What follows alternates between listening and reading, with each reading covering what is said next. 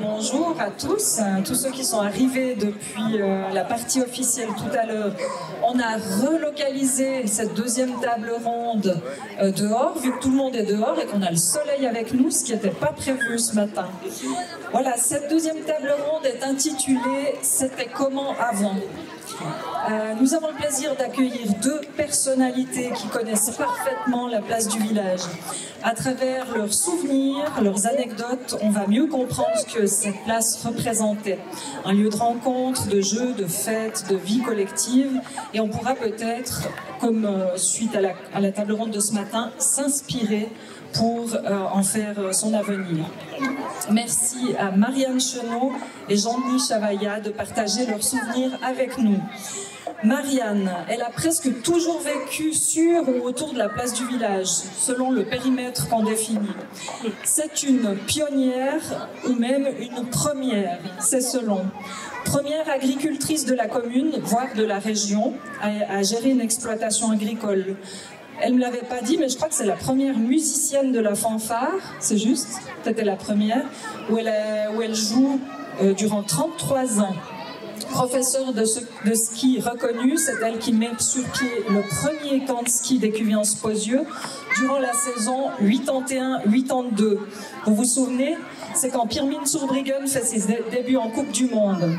Cette grande sportive est tout autant passionnée par la rencontre et le partage qu'elle pratique si bien. Jean-Denis, vous le connaissez, c'est notre ancien syndic, Maria Kikin, père de 2 enfants et grand-père de plusieurs petits-enfants. Il est né à Winterthur, c'est juste? Ouais. Où ensuite il a effectué sa scolarité à Thun, et puis il a fait ses études commerciales à Fribourg, avant de faire une carrière très prometteuse à l'État de Fribourg, notamment comme chef du service de la protection de la population et des affaires militaires. Donc, il me semble, d'ailleurs je savais plus, je t'ai pas demandé avant, mais est-ce que c'est pas toi qui as ressorti ce nom qui était aux oubliettes, les altaripiens, qui cristallisent notre ADN local? Il me semble que c'est toi. C'est moi, ouais. Bravo, parce qu'on voit qu'on l'utilise tous les jours bientôt. Il s'intéresse, voire se passionne pour beaucoup de choses, mais il aime surtout partager. Je disais ce matin à la table ronde que l'idée d'organiser ces petits moments, en partant d'un souvenir, m'est venue à la Bénichon l'année passée, quand Jean-Denis exposait des photos noir-blanc anciennes, comme il le fait aujourd'hui avec l'expo des photos d'antan dans le jardin de la Cure. Et puis il y a Marcel Gallet qui était passé, qui s'était arrêté, qui avait été émerveillé devant une photo, qui avait raconté des tas d'anecdotes. Ça m'avait ému et c'est de là qu'est partie un peu cette idée de partager à partir de bonnes idées. Bref, posons notre première question, qui sera courte, la réponse sûrement plus longue. Si vous deviez résumer cette place en un mot dans vos souvenirs, ce serait lequel, Marianne? Alors pour moi, c'est un ensemble. Cette place, c'est un ensemble. Jean-Denis? Pour moi, c'est un lieu de rencontre, comme c'est le cas aujourd'hui encore. Parfait. Un ensemble, dis-nous en plus, Marianne. Alors, pour moi, c'est vraiment un ensemble, parce que je commencerai par la boulangerie Barbet, Charles Barbet, ensuite Marcel Barbet. L'église, pourquoi? Parce que nous allions à la messe tous les dimanches, et après la messe, nous n'allons pas à l'apéro, mais nous allions acheter nos millefeuilles ou un nid d'abeilles, mais excellent, qu'on retrouve nulle part ailleurs. Alors c'était notre lieu de rendez-vous. Ensuite, je partirai sur le Tilleul et la grange de la Pompe, qui était une grange à courant d'air, comme on l'appelait. Et là, c'était déjà un petit peu notre grimpe, où l'on jouait, parce que, voilà, il n'y avait pas de mur de grimpe à l'époque. Alors, on grimpait dans les marronniers devant l'école et le tilleul. Et ensuite, je dirais la laiterie. Pourquoi? Parce qu'il y a les couleurs que nous n'avons plus aujourd'hui, puisque c'est les citernes directement amenées à Grangeneuve. Et là, on se voyait matin et soir, où on se rencontrait, on partageait. Tu parles des couleurs, mais je suis pas sûre que tout le monde pense au même mot. C'est quoi les couleurs? Alors, ce sont nos agriculteurs qui amenaient les boys de 40 litres à la laiterie, où Grangeneuve venait chercher le lait pour le fabriquer ensuite. Et là, il y avait encore un magasin. J'ai connu les Messerly à l'époque, ensuite René Devaux et Busnelli, et ensuite Marcel Gallet et Thérèse. Et tout ça, ça s'est voilà, transformé en bâtiments différents, en locaux d'habitation. Et ensuite, je dirais bien sûr la Pinte ou la Bénichon. Il y avait encore un pont de danse à l'extérieur avec des jeux de quilles, de boîtes, voilà. Et c'était un petit peu, en plus de ça, j'ai d'autres choses à dire, mais voilà. Pour l'instant, voilà. C'est déjà un superbe tour d'horizon de cet ensemble. Ça complète des éléments qui sont déjà sortis ce matin. Et puis, comme l'a dit Marianne, elle fait le teaser. Il y a encore plein de choses à dire. Jean-Denis, tu nous as parlé de rencontres. Alors, raconte-nous les rencontres que tu as faites ici, hier, aujourd'hui, et que tu espères faire demain. Mais là, restons sur le passé pour commencer. Alors moi, je suis en quelque sorte un produit importé avec Ugance, donc puisque j'ai passé ma jeunesse d'abord dans le canton de Zurich, puis à Thun, dans le canton de Berne, et à l'adolescence, quand on est arrivé ici à Pozieux, le lieu de rencontre, souvent, c'était avec mes copains, les nouveaux copains, donc souvent aussi des cousins que je n'avais pas côtoyé tous les jours, mais que je côtoyais depuis que j'habitais ici maintenant.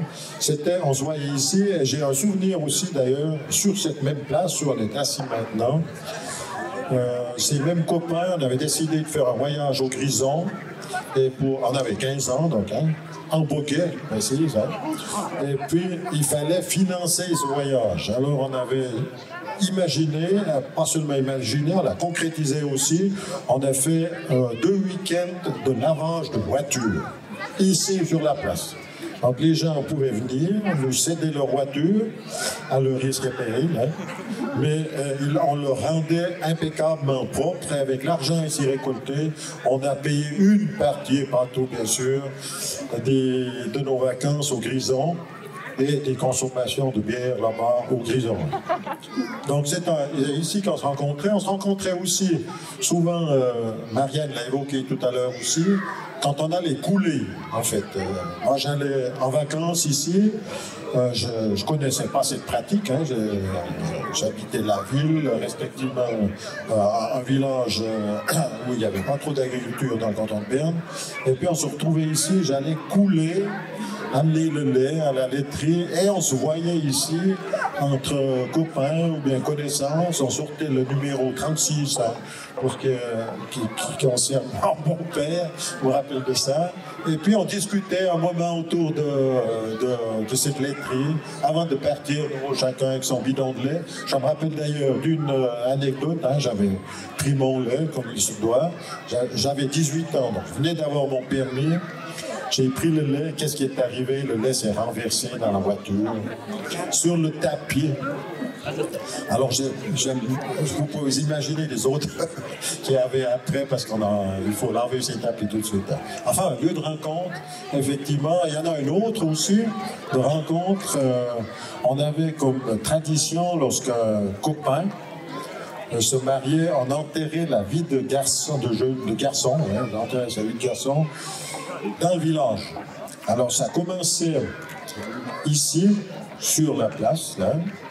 Là, l'attendait une auge à cochon, l'attendait un vieux char, et puis on mettait... Alors le futur marié devait se mettre dans l'auge à cochon qui était sur le char, et on traversait depuis ici le village au chant, bon, je n'ose pas vous le dire ici, mais enfin on chantait, ça ressemble à des chants, disons comme ça, avec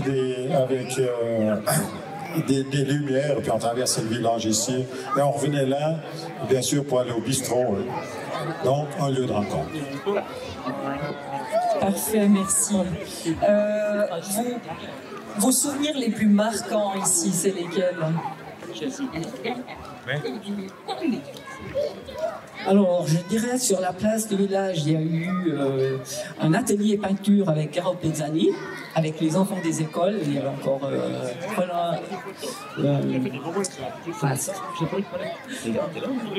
Roland, qui était instituteur, qui était là. Je me rappelle encore très bien de l'image de cet atelier de peinture. Il y avait aussi plusieurs choses marquant. C'est un peu difficile, mais je dirais comme les cloches de l'église qui sonnaient toutes les heures. Il y avait l'angélus du matin et du soir. Et puis là, ça m'arrivait d'aller voir un peu les sonneurs de cloches qui étaient Benoît, Camille Chenot. Et de temps en temps, je pouvais tenir la corde, mais étant légère, je me faisais soulever au retour de la cloche de 1 mètre du sol. Mais pour moi, c'était magique. C'était magique et super. Et autrement, il y avait le tilleul qui parlait un peu, parce qu'il y avait à l'époque Daniel Fontaine, il a 2 titres, il a Johnny et Zorro, parce qu'il faisait encore des tours de magie en étant Zorro, autour du tilleul et tout ça. Voilà, ce sont un peu des choses. La laiterie, j'ai parlé de la laiterie, mais je peux parler de derrière la laiterie, qui était notre terrain de jeu d'hiver, où on apprenait, on allait luger, bober, et c'est là que j'ai appris à skier. C'était aussi mon terrain de jeu. Ensuite, qu'est-ce qu'il y aurait? La pinte avec son compétence extérieure, où on n'osait pas trop venir parce que c'était des adultes, on était enfants. Mais nous, on avait la balançoire devant la ferme, qui était quelque chose aussi. Et puis, avec ces jeux, qui étaient des jeux simples, mais qui animaient toute cette place lors de la Bénichon. Et les parties de cache-cache aussi dans le centre du village, on faisait là autour le soir, mais on les faisait beaucoup moins tard de ce qui se passe maintenant. C'était autour des 7-8 heures. Alors voilà ce que je peux dire pour l'instant. Merci Marianne, plein de choses qui donnent envie. Ce matin, ça a déjà été dit, les parties de cache-cache. Ah, je me dis, on aurait presque dû mettre ça au programme, mais on n'avait pas pensé avant. S'il y en a qui veulent faire un cache-cache après, les enfants, pour y apprendre aux grands, aux adultes, c'est aussi, Marianne, quelque chose que tu viens de ressortir, ce côté, les enfants, ils n'osaient pas aller sur le pont de danse. Ça, c'est peut-être un élément qui a changé, il me semblant bien, c'est qu'on voit que c'est très mélangé, hein, les générations, surtout aujourd'hui, vu que c'est un peu l'objectif. Mais s'il y a des intéressés au cache-cache, après, il faudra venir au stand d'info pour lancer une partie.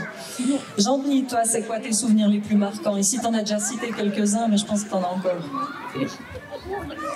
J'en ai encore un qui m'a marqué particulièrement. Comme j'ai dit, je suis un produit importé, donc j'étais en vacances ici, où je venais aux fêtes ici avec la famille. Et puis, en 1969, donc j'avais 13 ans à l'époque, la société de jeunesse avait organisé ici même, vous savez certainement, avait organisé ici même l'enterrement de Monsieur Lundy de Bénichon. Monsieur Lundy de Bénichon, qui avait succombé aux décisions du Conseil d'État du canton de Fribourg, qui avait décidé qu'il n'y a plus de Lundy de Bénichon. Alors la société de jeunesse avait organisé non seulement une annonce mortuaire dans la liberté, une annonce mortuaire dans la liberté, mais aussi organisé un cortège à travers le village qui s'est terminé comme par hasard sur cette place où était rassemblée une foule considérable. Pour la petite histoire, il y a la radio-télévision suisse romande dans ses archives, vous pouvez voir le film de 1969. Elle s'était déplacée ici pour l'occasion parce que la société de jeunesse avait enterré donc Monsieur Lundy de Bénichon, et puis elle avait avec un cérémonial tout à fait particulier, brûlé le cercueil dans lequel gisait Monsieur Lundy de Bénichon, ici sur la place. Ça, c'est un souvenir qui m'est resté et qui me restera. Magnifique, ça a marqué aussi Marianne, parce qu'elle a même le faire-part qui a été publié dans La Liberté, ou bien... Donc,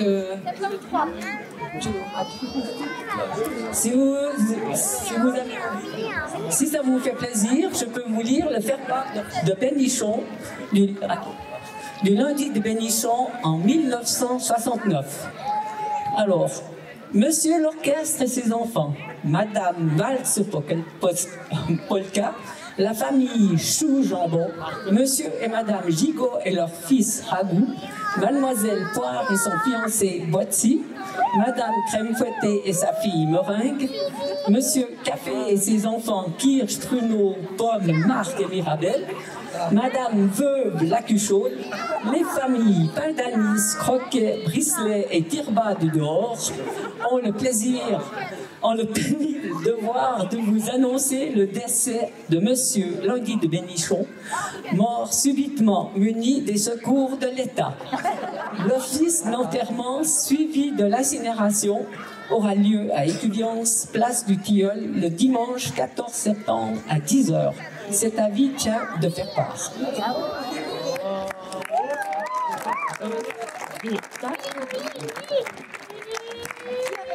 Merci Marianne, ça valait le détour aujourd'hui, juste pour ça, entre autres.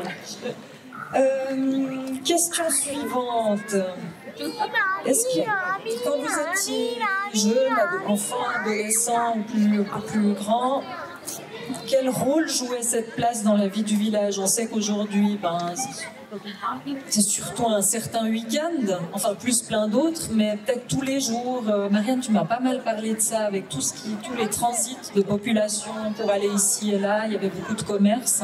Tu peux nous rappeler ça? Oui, à l'époque, bien sûr, avec déjà la laiterie, les couleurs des agriculteurs, le magasin de Meaux, le magasin Barbet, la laiterie, automatiquement, il y avait toujours il y avait du va-et-vient, et il y avait vraiment ce lieu de rencontre. Pourquoi? Parce que soit on se trouvait à la laiterie, soit au magasin, soit, comme je dis, après la messe le dimanche, soit ici pour voilà, différentes manifestations. Mais c'est vrai que c'était surtout une place va-et-vient. Il y avait encore la grange de la Cure qui a brûlé, bien sûr. Alors, bien sûr, la place s'est agrandie. Alors, il y avait que quelques places pour les voitures, mais c'était plus du va-et-vient, mais beaucoup plus à pied aussi. Comme ça qu'on se rencontrait. Merci. Jean-Denis, t'as encore quelque chose? C'est un peu plus difficile à avouer, mais ça a un lien avec la place ou le centre du village, et notamment avec le magasin de Vaud. On avait l'habitude de se retrouver entre copains, et parfois première copine, disons, et il nous fallait quelque chose pour nous hydrater. Donc, alors on allait au magasin de Vaud, en toute discrétion, et puis on achetait quelques litres de vin de cuisine, parce que c'était moins cher, et puis on consommait ce vin dans le cadre d'une fête qu'on fêtait souvent, qu'on fêtait souvent en bas chez Zorro, tu l'as dit, hein, chez Daniel Fontaine. Je ne vous dis pas les montées, comment elles se présentaient hein, depuis en bas, mais en fait il ne s'est jamais rien passé de vraiment terrible. Je me rappelle cependant d'une fois où on était réunis en bas un dimanche, et puis bon, on buvait peut-être un vin blanc de cuisine, peut-être, un vin rouge, je ne sais rien, plutôt le blanc à l'époque. Et puis on a eu la visite du président de paroisse. Le président de paroisse nous a foutu un savon pour prendre. On n'avait pas à être dévergondé à ce point, hein, qu'il fallait être un peu sérieux. Je ne sais pas son nom, hein. Je dirais tout simplement que c'est mon parrain de confirmation. Alors voilà, ça c'est un souvenir qui m'est resté. Puis un petit dernier souvenir qui n'est pas lié directement à la place, mais qui pourrait l'être. On avait congé le jeudi. C'était le jeudi, c'était congé d'école. Et puis on se retrouvait encore une fois entre copains. Qu'est-ce qu'on fait? Ah ben on va chez lui là-bas et on a construit d'ailleurs plusieurs caisses à savon. Avec des pièces qu'on récoltait en bas à Posieux à la décharge, hein, des vieilles poussettes, des trucs comme ça. Et puis on construisait nos caisses à savon et on filait avec ces caisses à savon là en bas, donc, hein, où ça descendait bien sûr, jusqu'à Arthur de l'autre côté. On a même construit une biplace Alors, je ne dis pas les risques qu'on prenait aujourd'hui, ça fait un peu peur, hein, de penser comment on descendait, à quelle vitesse on descendait sur le petit truc de roue de poussette, hein, avec 2 ficelles pour donner la direction. Mais enfin, ça s'est bien passé, je suis encore là. Heureusement. On voit que vous étiez aussi des garnements, un peu comme ceux qui sont passés à la table ronde aux aveux ce matin. C'est du beau. Ils n'ont pas tout dit en plus. Sinon, il y a le passé, il y a le présent, le futur. C'est un peu le fil rouge de la journée. Vous, il y a plein de jeunes ici. Vous rêveriez de quoi pour cette jeune génération? Enfin, comme réaménagement ou comme sensation, qui vivent quoi? Vous aimeriez qu'eux, ils vivent quoi sur cette place? Aussi des bons moments de partage, des moments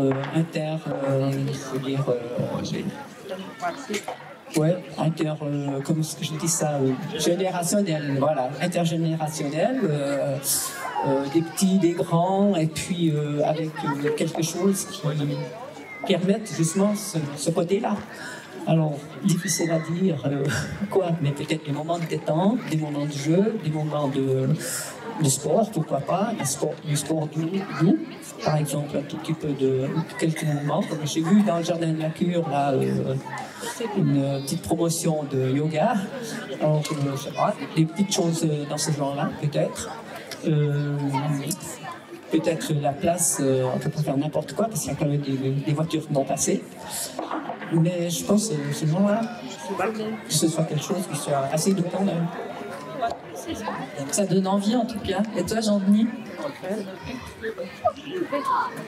Moi, j'espère que avec les activités qu'il y a dans la commune, qui sont assez extraordinaires, si l'on compare à d'autres communes et ce que l'on entend, c'est que ce centre de village, comme jusqu'à présent, il reste un endroit où on peut se rencontrer, où on peut faire la fête, c'est vrai, je pense à Bénichon, mais je pense aussi à aujourd'hui. Il y a des occasions multiples où on pourrait organiser des petits trucs, hein, des moments de rencontres sympathiques. Et pour ça, le projet de la place du village, comme il est imaginé, donc, hein, se prêterait à merveille. Donc ça, pour les jeunes, ça voudrait dire, on peut venir ici se rencontrer, peut-être ils vont pas faire du lavage de voiture, hein, mais ils vont peut-être boire un verre à la terrasse du bistrot, on peut jouer à la pétanque, ou bien on peut faire, si c'est les parents avec les petits, ils peuvent jouer à la place. C'est un lieu de rencontre par excellence, et j'espère qu'il va pouvoir se réaliser, parce qu'il va perpétuer en fait ce qui se fait aujourd'hui, avec une société de jeunesse qui peut être active, comme elle le démontre ces dernières années, avec le giron qu'elle a organisé, mais aujourd'hui aussi. Elle est tout à fait apte à organiser, à participer et à promouvoir donc ce genre de rencontres. Et ça, c'est important pour les jeunes. Avoir une occasion de faire quelque chose. Ça me fait penser au dernier pique-nique au Bois Cornard, qui était tout simplement fantastique. Hein. Les seniors, les seniors ont été reçus de manière admirable par cette jeunesse, et puis c'est peut-être en créant cette place ici qu'on permettra de perpétuer aussi cette activité de la jeunesse. Magnifique conclusion, merci Jean-Denis. Donc on pourrait peut-être imaginer que la jeunesse invite les seniors ici dans quelques années. Et puis comme ça, après, il y a encore les autres qui vont venir, comme d'hab, effet boule de neige, le monde attire le monde. Ça nous irait, je crois, tous assez bien à voir comment se passe cette journée.